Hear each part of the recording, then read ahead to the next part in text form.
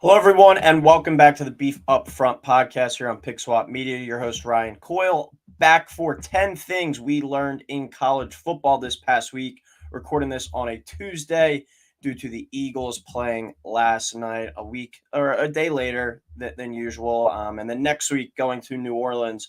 So, there might not be an episode next week, maybe do a quick one on Wednesday when I return. But um, was on paper not like the sexiest week as we kind of talked about, but there were some really exciting games. The LSU South Carolina one, the Georgia versus Kentucky game was kind of an eye opener. There was a lot of more kind of data, a lot of more talking points to get through for what we saw this weekend, and that's why we do this kind of each and every week. There's so many new narratives. I think last week we were on here, and the main kind of topic of discussion was Texas legit national title contender led by Quinn Ewers. Quinn Ewers goes out and gets hurt, and now is it Arch Manning's team? I mean, that's going to be one of the things we talk about today. So, week before, Notre Dame beating Texas A&M and then going and losing to Northern Illinois. Like it's quick how fast things can change in this league. I think that's one of the more different things about the NFL. NFL is for sure a week to week league, but you have more games to kind of mess around with. And when you look at a game like the Eagles last night, sure, does it suck to not start out 2-0? But at the end of the day, you got to look, we're 1-1. So are the other proverbial top teams in the NFC as well. So you kind of got that to fall back on. And then you got 15 games to play. College football, you have shorter sample size, shorter kind of leash to play with. Even with the expanded playoff, you don't have that much room for mess ups and slip ups. So it's a week to week sport for sure. Each and every week, we're pulling new data points, pulling new kind of things to talk about. And I think to start off tonight's show, number one of the things I think we came away with, Georgia is human. They seem to have kind of one of these games each and every year where they struggle a little bit. They don't look like a superhero like they did against Clemson in week one. And then last week, obviously, was Tennessee Tech. But 13-12, they go to Kentucky and only beat Kentucky by one. This is a Kentucky team that lost at home by 20 to South Carolina the week before. Mark Stoops makes a pretty questionable call punting on the own side of his field with under 3 minutes to go. That was a real head scratcher, but Georgia wasn't really able to do anything exciting on the offensive side of the ball. The defense looks good, but I think Kentucky's offense is really poor. Carson Beck only 15 to 24 for 160 yards.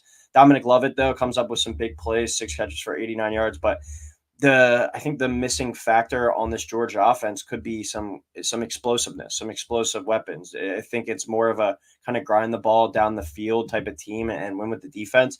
Past couple of years, they were able to light it up. And when you lose a guy like Lad McConkey, when you lose a guy like Brock Bowers, I think you're gonna certainly take a step back. And it seems like Georgia still might be kind of connecting these people in, but um, they do certainly look human. I think there's some flaws. We saw them even drop in the standings. Texas going to number one now. So some things to work on, some offensive pieces that might not be as good as we thought. ETN, 19 for 79 yards. I think the main kind of trademark of him during his time at Florida was he was able to run the ball in explosive matters, explosive fashion, and he hasn't been able to really get going with that so far at Georgia. I mean, last week against Tennessee Tech, obviously not that big of a game there, but then this week against Kentucky, his first start after the Clemson game, he's expected to be a 100-yard type rusher, a guy that can bust long runs for you. And he wasn't able to do that. So this is an offense that might not be as good as potentially we thought. Carson Beck, I'm not the biggest fan of his personally going forward as an NFL prospect either. I think he's another guy. He's kind of just fitting into this system. But when you look at Georgia, there are some flaws and some things that we can pick at. So I think that's good for the sport as well. Give us a little bit more parity potentially there at the top. Number two, we go to the Texas Longhorns. Point number two, thing that we learned, Arch can ball for sure, but I think this is still Quinn Ewers' team. I think Quinn Ewers and everything that he has proven over kind of the past 2 years, that's his locker room. That's his team out on the field. I think Steve Sarkisian has all the trust in the world in Quinn Ewers. He has the experience as well, going to the playoff last year, winning the Big 12 last year. And as I said a few minutes ago, he was the talking point of college football last week for what he did and probably the best game he's ever played at the college level, going up to the big house and dismantling Michigan like he did. I still think this is his team when he comes back. It's an abdomen injury, oblique. those things can be kind of fluky, can be a little bit of depending on who the athlete is, really how fast you come back from it. But when you look at Texas's schedule the next 2 weeks, they have Louisiana Monroe this week, should be an easy win. And then they have Mississippi State, who just lost 41-17 to Toledo at home. And then they have their bye. So basically, you got 3 games that Arch or even whoever the third string quarterback is, if they wanted to play him, should be able to kind of just walk through in these games and dismantle them from start to finish. You give Quinn Ewers a full kind of 3 weeks here to rest up. Then you got back-to-back games against Oklahoma and Georgia. That's really where the season gets hit. Gets like hitting the ground running. That's where you need the experience and stuff on your side. I think this would be great opportunity, great reps for Arch. He came in and he lit it up. 9 of 12, 223 yards, 4 touchdowns, and he had that impressive 67-yard touchdown run as well. He showed he's got some speed, and some people are saying there's a different layer to the playbook with him in there as well, and I understand that. But so this is a inexperienced quarterback, and he can be as talented as you want, but he hasn't seen some of the stuff that Quinn Ewers has seen at the college level, and I think that's a main thing right now for a Texas team that's looking to win the college football playoff. I think I'm not going to say anything short of that is an absolute failure, but it's a team that has title expectations, and that's why Quinn Ewers came back to win a national title at Texas. So I think it's certainly a big decision, especially if Arch kind of goes out there and lights it up the next 2 weeks, and Quinn's able to come back for that Oklahoma game in the Red River shootout. But I think you got to give the ball back to Ewers. If it was the other way around, if like this week was Oklahoma and then Georgia, and Arch went out there and beat up on those 2 teams and played really well and got 2 wins, and then it was Mississippi State, Louisiana Monroe, and the bye coming up or whatever, then I think we could have a different conversation. But I think these are kind of 2 games where Texas looks as well like, all right, this could come in handy down the line. Get Arch some key reps, some key minutes over these next 2 games, and then potentially down the line, we've seen Ewers miss time each of the last 2 seasons as well. We might need Arch to go in there in the playoff and win us a playoff game potentially. So I think it's a win-win kind of scenario, but I do think you give the ball back to Ewers when he's back. I think just the experience on his side, but it's a great opportunity for Arch Manning over these next 2 weeks. Point number 3, we stick in the SEC for the third point. The SEC, wide open. I truly think that Georgia game was an eye-opener, showing that they're not going to be able to kind of just roll through the conference and dismantle people. Sure, they are still going to have their ways with most teams, but they got a tough schedule coming up. They have their 4 toughest games still ahead of them. They still have to go to Ole Miss, go to Texas, go to Alabama, and then they host Tennessee. Those are 4 losable games right there on the schedule for sure. I think the goal would probably be out of those 4 games, if you could find a way to 3-1, that'd be a win. But you look at Georgia, you look at Alabama, you look at Missouri, you look at Tennessee, you look at Alabama. Sorry if I said them already. And you look at Texas. You got Texas at 1, Tennessee at 6, Ole Miss at 5, Missouri at 7, Alabama at 4, and Georgia at 2.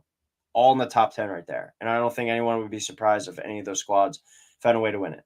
LSU, impressive win last week at South Carolina, who looked really good the week before against Kentucky. Texas A&M goes to Florida this week. We're not even going to talk about them right now, but that's an impressive win. They're going to be a tough team. South Carolina, I think, is going to be a stingy group. They've got some really legit dudes on that defensive line there. Oklahoma, they're ranked 15. We'll talk about them in a little bit, but still, that's a ranked team. Arkansas, I think, is going to be fight. Like, not saying those teams are necessarily going to win it, but I think you can make an argument for 4 to 5 teams right now to win the SEC. I think you could say Georgia, you can say Alabama, I think you can say Ole Miss, I think you can say Tennessee, and I think you can say Texas as legit teams that can win the SEC. You could probably throw Missouri into that conversation as well because of how easy their schedule is going forward. But this is a real deal SEC this year that's deep. It's not just kind of a 2-horse race at the top, and eliminating the divisions, I think, helps that out as well and makes for a more exciting brand for us down the line. Point number 4, we go to the state of Florida. 1 team in the SEC, 1 team in the ACC. We're going to keep it short and simple on this. Florida State and the Florida Gators are an utter embarrassment. For what Florida State, the expectations coming into the year, 9th-ranked team to start out the year 0-3, a favorite in all 3 games. 2 of those games at home as a favorite, you're losing as well. And they just look like they quit. They don't want to be there. Some people in the building, I've heard on a few different occasions now, are saying it's going to get worse before it gets better there. It seems like it might be a broken locker room as well, and just complete confidence lost. I mean, DJ has looked absolutely terrible, and you kind of feel bad for him to an extent. He's had these national kind of front stage games each week. I mean, he had the Monday night game, he had the first game of the season in Ireland, and then this past week he was the 12 o'clock game on ESPN. Like, everyone's had a chance to have their eyes on him and watch him, and I feel like that's kind of something in the back of your head that's sticking there. Like, there's so much pressure on you to perform it, and their season's done. I mean, if they go to a bowl game at this point, I'd be surprised after this 0-3 start. But just what a disgrace and what a joke they've become since Jordan Travis got hurt basically last year. And then Florida, for some reason, I put money on Billy Napier and trusted him to beat Texas A&M at home last week. That team just doesn't want to be there at all either. The effort, the tackling, the mishaps at quarterback. Who knows what he's trying to do with Lagway and Mertz? I mean, just an absolute disaster. The writing is certainly on the wall there for him. They traveled to Mississippi State this weekend, as we talked about, who lost 41-17 to Toledo this past week at home. A team from the MAC going to Mississippi State. Now Florida goes to play them. And if the Florida Gators lose that game and Billy Napier has his job on Monday, I will be stunned. I thought they should have fired him this past week. I know there's stuff going on with the administration there that might be holding this back, but it's not looking good for Billy Napier, and the toughest part of the schedule is yet to come. So, RIP to Billy Napier and his coaching career at Florida. But let's see if he can get back on his feet elsewhere. Number 5, Notre Dame can still make the playoff. A hell of a bounce back after the NIU loss for what they did to Purdue this past weekend, dismantling them 66-7. We know that defense is great. It's legit. It's probably one of the top 5 defenses in the country. I mean, that wasn't the problem in the NIU game. They didn't get a couple key stops, but that's a defense that's loaded with NFL future players, good defensive staff, and Marcus Freeman and Al Golden run the show there. I think, as we talked about in the SEC, how wide open it is, you can look at it the same way. It's like, all right, well, a lot of these teams got to play each other. You know, you look at all the ranked teams of Georgia, LSU, Texas A&M, Alabama, Missouri, Oklahoma, Ole Miss, Tennessee, and Texas. All those teams are, not each and every one of them is running into each other to play each other, but a lot of them are going to be meeting up at some point. They're going to account for losses then in that scenario. Notre Dame has the opportunity still to run the table. I think 2 kind of tough games left. You have Louisville, who we're going to learn a little bit more about this week when they play Georgia Tech, and then the last game of the year against USC. Who knows what goes on between now and then, but if Notre Dame just keeps winning, they want Northern Illinois to keep winning as well. But if Notre Dame gets to 11-1 and beats USC, who's looking like a team that I was super low on coming into the year, but they've got a big test going to Michigan this week. We'll see how they handle that. But USC looks like they could be a real deal, legit threat this year as well. That could be a game that gets you in the playoff if you win that one at the end. 11-1 with the loss to Northern Illinois, sure, that's going to be a thorn in their side. But I still certainly think there's a path for them to make the playoff after a lot of people kind of proclaim them as dead after that Northern Illinois loss. Point number 6, a team that was a real head scratcher through the first couple weeks, but they finally put it together for a complete performance, and that's the Oregon Ducks against the Oregon State Beavers this past week. The point here is Oregon put it all together, goes out there, puts up 49 points, good balance in the rushing game and the passing game. They have 546 total yards of offense, 26 first downs, some quick strikes. They have 65-yard touchdown pass, 27-yard touchdown run. Then they have like drives where they have a 1-yard touchdown run. They have the ball down the field, well, a 4-yard touchdown run. Dylan Gabriel even shows off some wheels with a 54-yard touchdown run. They put it all together and showed kind of the Oregon team that we were expecting coming into the year. The defense played it good as well, limiting Oregon State to only 14 points. No turnovers for Oregon. So I think for Oregon fans and college football fans or college football minds as a whole that were really high on this team, that was more of the team that we were expecting to see throughout the season, the early parts of the season. We know they struggled against Idaho, and then Boise State as well. They didn't play great against. So more of an encouraging performance there from Oregon and for Ducks fans and college football minds. As I said, let's hope that they keep it going because that's a team that can challenge some of these top teams and make for some really good games down the stretch. Number 7, the Oklahoma Sooners are going to struggle in SEC play, I think. They had the opening performance against Temple, who's going to be one of the worst teams in the country this year. But I don't think they converted a third down in that game. It was either they didn't convert a third down or they were like 1 of 13 or 1 of 14 on third down. Then they really struggled against a Houston team that I think is going to finish bottom of the barrel in the Big 12. And then last week, Tulane gave them a fight as well. They wound up winning by, I think it was 14 or 15 points. But I just don't think this is a roster right now that's ready to compete. Jackson Arnold looking a little bit over his head. He's a runner more than a thrower right now. He showed off some really quick wheels. I remember he had a long run down the sideline last week, but he's kind of struggled to throw the ball through these first few games. And then even the bowl game last year, he really struggled too. I think they're a team that is a year away still from being a legit threat. We're seeing them right now on September 17th as the 15th ranked team in the country. I think we could certainly look back in a month and be like, how are they ranked at all? I think that they have a big kind of welcome to the SEC moment coming up this week. Oklahoma does, with Tennessee coming to town. I love Tennessee to roll in that game, potentially by 2 touchdowns or so. I was really low on Oklahoma coming into the year. I have them under 7.5 wins. And I think it's a team that finishes more around 5 to 6 wins rather than 7 or potentially 8 to hit that over. So Oklahoma, I think, is going to really struggle in the SEC. And I definitely think in 5 to 6 weeks, we're going to look and be like, wow, in the middle of September, they were ranked 15th in the country. Sure, a lot of that was predicated on some preseason rankings, but they haven't shown me much through the first few weeks. And I think they're going to struggle against some of these top tier SEC teams. Number 8, the Indiana Hoosiers are a legit football team. Won big on them this past weekend. I took them on the money line at minus 140, but I could have taken the -3. They roll UCLA 42-13, but I mean, haven't played exactly the greatest opponents yet, but FIU 31-7, Western Illinois 77-3, and UCLA 42-13. And Coach Signetti from James Madison, I mean, he said it last year, like, look me up, look up my name, Google me, I win. And he's proven that so far at Indiana. I mean, FIU should be a win. Western Illinois should be a win. UCLA, that's another Big Ten team. Like, you went to UCLA and you ran them out of the building off their own field. That's impressive no matter what the scenario is. I don't care, if it's an SEC game and it's, I don't know, say a mid-tier SEC team, usually like a Mississippi State does that to a Vanderbilt or something like that. That's still something to kind of hang your hat on for, especially a coach that's building a program in his first year there. And, coming up, that there's paths for a lot more wins. Charlotte, they host. Charlotte has been off to a terrible start. I think that's a win.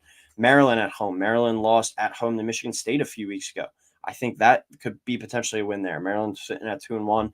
One of those wins is over UConn. I forget who the other one's over, but that could be a win there.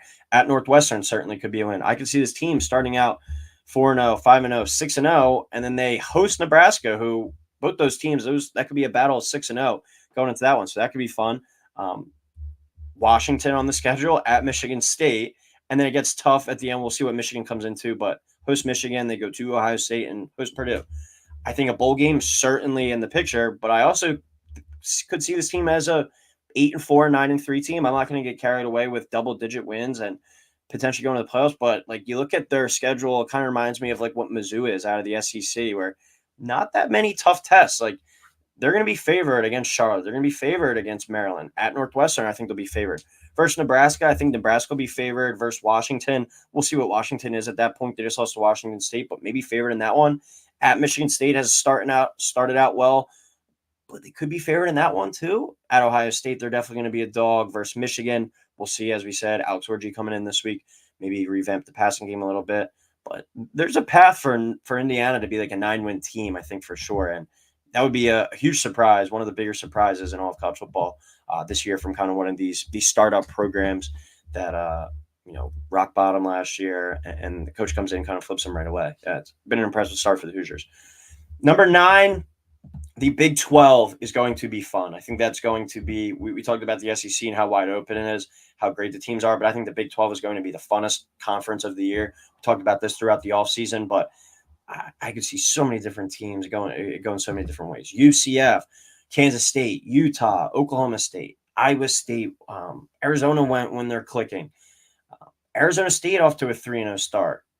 Kansas has looked really bad out of the gate. West Virginia has blown a couple games. TCU just had a nail-biting loss to UCF. But so many teams in this conference where I could be like, coin flip game for real. And that UCF versus TCU game was the first official Big 12 game of the year. We had Kansas State and Arizona play, but that was a non-league game, as we talked about. But UCF wins that game 35-34, a pretty crazy comeback win. Like, it's going to be a fun conference and games that come down to the wire each and every night. So really looking forward to the rest of the Big 12 season. And our final point, we're going to try and stick to, for our 10th point of the week, each and every week, do a little bit of an off the radar one. Like last week, we did SMU overrated. SMU in the ACC, so kind of a power team there, but making their way up from the American. They were talked about as a team that could potentially make some noise, flirt with 10 wins. I think that they were a little overhyped. They're going to struggle. I have them over 8.5 wins, or 8 wins, excuse me. I think that's like a 6-6 team maybe. But the point 10 this week, this is a team out of the Mountain West that owns 2 Big 12 wins now. UNLV. I think UNLV is legit. Didn't really get much offseason buzz. Their quarterback transferred to USC, Jaden, and he's the backup there. But they've kept it rolling. The best team against the spread in the country over the past 2 years as well. They're 13-4 now. But they go to Kansas on Friday night as a 9-point dog, win that game outright. They beat up on Houston at Houston 27-7. I don't care that Houston's probably going to be one of the worst Big 12 teams this year. That's still a very impressive victory to do that to a Big 12 team as a Mountain West school. They host Fresno State this week. I think they'll win that game versus Syracuse the next week. Syracuse being kind of sneaky good, but that's a home game. I want to be surprised to see UNLV favor. And then they go to Utah State, to Oregon State, host Boise, at Hawaii versus San Diego State, at San Jose State, and versus Nevada. Like, there's not a game on there where I'm like, oh, for sure lost. I'm not saying they're going to go undefeated as well, but this is a team that I think could win 10 games, and a team that I have a preseason future on of over 7.5. So I'm hoping, for God's sake, that's one that cashes as well. Been a rough start to the NFL season for me, but for college, I've been doing pretty well so far. And in a lot of my futures, I'm liking. USC under is one I'm not liking. SMU over is one I'm not liking, but Oklahoma under, even though they started out 3-0, I'm liking that one. Miami over 9.5. Ole Miss, Alabama, and Missouri all over 9.5. I'm really liking out of the gate as well. And UNLV fits in there too, over 7.5. I think this could be a team that continues to prove people wrong. I think they play with a chip on their shoulder, and they're a fun watch as well. So that'll do it for 10 things we learned about college football during the Week 3 slate. As I said, we will be back each and every week. Next week on Wednesday, probably to break down what we learned. And then, obviously, with Joe, look to the week ahead as well. But as always, everyone, thank you for tuning in. Please like, subscribe, and we will talk next week.